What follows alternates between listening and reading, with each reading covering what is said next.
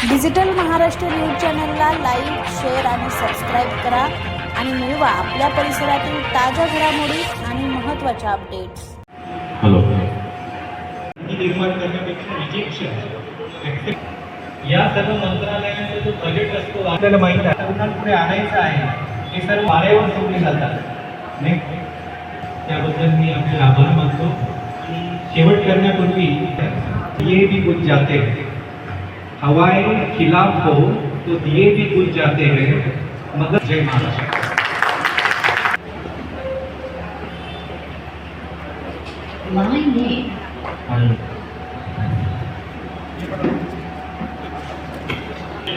हे सगळे पुरावे असताना जर त्याला आधार कार्ड नसेल, सर्टिफिकेट, कॉलेज लिव्हिंग सर्टिफिकेट आहे, बरेच निवडणूक निर्णय अधिकारी यांनी स्पष्ट काही करण्याची आवश्यकता नाही. ही यादी झाल्यानंतर करणार आहे ते प्रारूप यादी याची SIR नंतर आणि मग ते नवीन फॉर्मचं आणि बँक पासबुक पण तुम्ही देऊ शकता. काय झालं माहिती बरोबर नाही, डायरेक्ट 18 मध्ये जॉईन केलं, मध्ये गॅप पडला. देऊ शकता. काय विचारायचं आहे, घटना पण जी घडली त्याच्यासोबत खरं म्हणजे खऱ्या अर्थाने ते किती घाबरले आम्ही आमच्या नगरसेविका साळवे गटनेता व चेतन पवार यांना विनंती करतो की आपण साहेबांचं इथे स्वागत करायचंय. काँग्रेस पक्षाचा आपल्याला पुढे खूप मोठी लढाई लढायची आहे. आवाज मोठ्याने निघायला पाहिजे. काँग्रेस पक्षाचा या ठिकाणी काँग्रेस पक्षाची मुलुक मैदानी तोफ म्हणून प्रसिद्ध असलेले आपले हनुमंतदादा पवार आज साळवेताई आणि व्यासपीठावर विचारपीठावर उपस्थित सर्व वरिष्ठ मंडळी, सगळ्यांना माझा नमस्कार. या प्रशिक्षणासाठी सभागृहामध्ये उपस्थित असलेले सगळ्या काँग्रेस कार्यकर्त्यांना मी मनापासून नमस्कार करतो, सलाम करतो. या उल्हासनगर महानगरपालिका क्षेत्रातील या सगळ्या काँग्रेस कार्यकर्त्यांना भेटण्यासाठी, तुम्हाला बोलण्यासाठी म्हणून महाराष्ट्र प्रदेश काँग्रेसने मला भागवत बसली एकाला पण बायको नाही.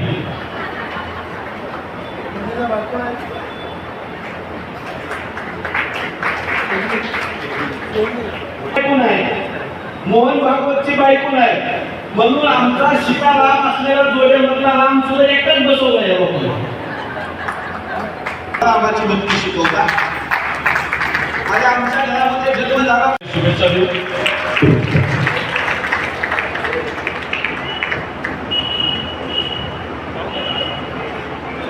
उल्हासनगर यांनी या निवडणुकीमध्ये काँग्रेस पक्षात प्रवेश केला.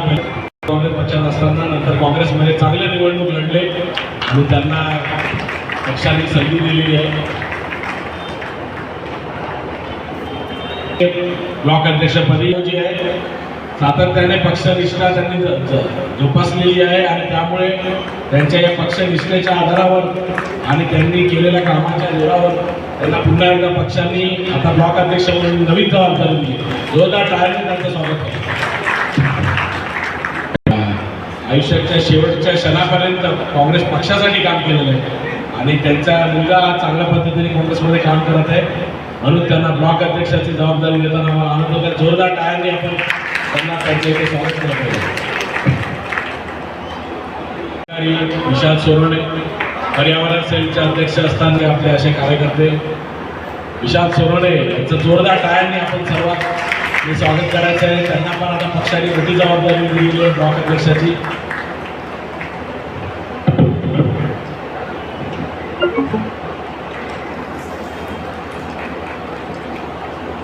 टाळ्या उद्या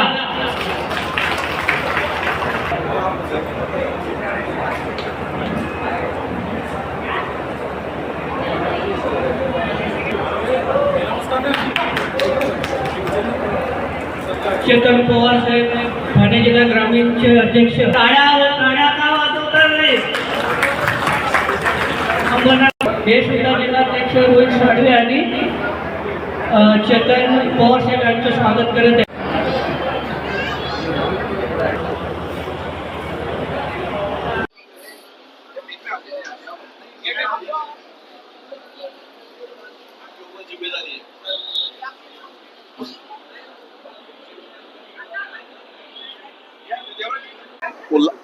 उल्हासनगर काँग्रेस कमिटीच्या वतीने आज SIRच्या या प्रशिक्षण कार्यक्रमाला मी महाराष्ट्र प्रदेश काँग्रेसचे अध्यक्ष हर्षवर्धनजी सपकाळ साहेब यांच्या निर्देशाने उपस्थित होतो.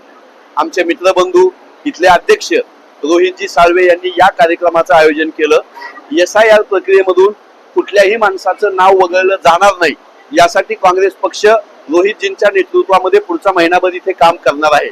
मतदारांना कुठलीही अडचण आली नाही पाहिजे, कागदपत्राची पूर्तता असो की इतर कोणत्या गोष्टी, याच्यामध्ये काँग्रेसचा कार्यकर्ता ब्लॉक लेवल पर्यंत, वॉर्ड लेवल पर्यंत मदत करणार आहे. निवडणुकीमध्ये मतदान करता आलं पाहिजे, यादीमध्ये नाव असलं पाहिजे. संविधान काँग्रेसनं आणलं, निवडणूक आयोग काँग्रेसनं स्थापन केला, मताचा अधिकार काँग्रेसनं दिला. तो मताचा अधिकार आता केंद्र सरकार निवडणूक आयोगाच्या मार्फत काढून घेण्याचं प्लॅनिंग करतंय. आमचा काँग्रेसचा कार्यकर्ता ठाणे ग्रामीण मध्ये चेतनसिंग पवार यांच्या नेतृत्वात, उल्हासनगर मध्ये रोहितजींच्या नेतृत्वामध्ये आम्ही SIR प्रक्रियेमध्ये मदत केंद्र सुरू करणार आहोत. कुठल्याही बोगस नागरिकाला मतं नोंदवू देणार नाही आणि कुठल्याही वैध मतदाराचं नाव आम्ही वगळू देणार नाही असं सांगण्यासाठी आजचं आम्ही प्रशिक्षण शिबिर घेतलेलं होतं. महाराष्ट्र प्रदेश काँग्रेस येत्या काळामध्ये महागाईच्या विरोधामध्ये, बेरोजगारीच्या विरोधामध्ये, महिलांच्या सुरक्षेच्या बाजूनं आणि सामाजिक शांतता राहिली पाहिजे या बाजूने या परिसरामध्ये काम करेल आणि 2029च्या निवडणुकांमध्ये या भागातून काँग्रेसला भरघोस प्रतिसाद मिळेल अशा अपेक्षेनं आमची ही तरुण मंडळी सगळी काम करत आहेत.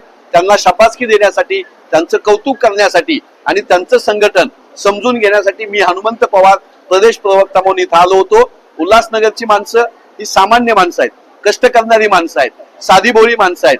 या माणसांना नागरी सुविधा मिळाल्या पाहिजे, महानगरपालिकेने सोयी सुविधा दिली पाहिजे, यासाठी काँग्रेस पक्ष इथं लढतोय.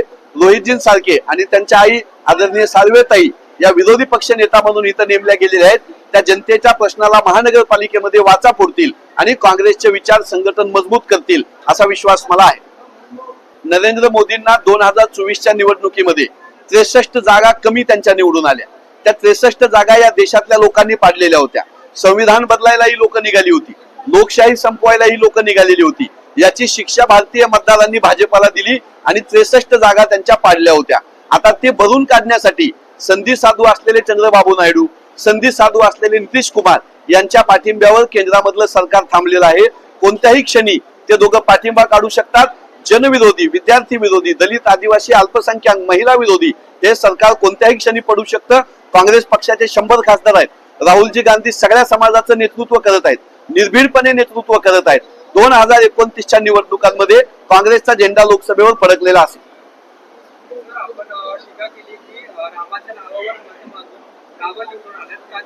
राष्ट्रीय स्वयंसेवक संघाची माणसं आणि भाजपाची माणसं अयोध्येसारख्या पवित्र ठिकाणी प्रभू रामचंद्रांना श्रद्धेनं अर्पण केलेली देणगी चोरत आहेत. 40 दिवसामध्ये 70 वेळा यांनी चोरी केली. सगळी संघाची माणसं आहेत. संघाचा ट्रस्ट आहे. गोविंदगिरी महाराजांपासून चंपतराय पासून मिश्रा पर्यंत, टिंकू यादव पर्यंत ही सगळी संघ भाजपाची माणसं आहेत. राम मंदिर बांधल्याचं श्रेय घेणारे, राम मंदिरावर मतं मागणारे चोरी झाल्यानंतर आता मूग गिळून गप्प बसलेले आहेत. नरेंद्र मोदी, भाजपा आणि केंद्र सरकार, राष्ट्रीय स्वयंसेवक संघ यांनी आमच्या रामाच्या दानपेटीवर, मतपेटीवर जसा डल्ला घातला तसा दानपेटीवर डल्ला घातलेला आहे. देवाच्या दागिने चोरणारे, देवाच्या दरबारामध्ये टाकलेली देणगी चोरणारे हे चोरांचं सरकार आहे.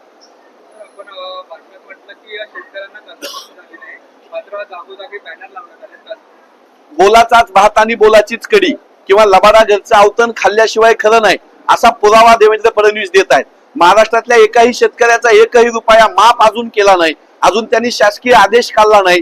किती शेतकऱ्याला वगळणार, किती शेतकऱ्याला लाभ देणार याचं काहीही त्यांनी क्लॅरिफिकेशन न देता अधिवेशन गुंडाळलं आणि अधिवेशन संपल्या कर्जमाफीचा 1 रुपया मिळालेला नसताना सगळ्या चौकामध्ये बॅनर लावलेले आहेत. हे खोटारड सरकार आहे. खोटं बॅनरवर छापतात आणि खरं मात्र लपवतात अशी या सरकारची ओळख आहे.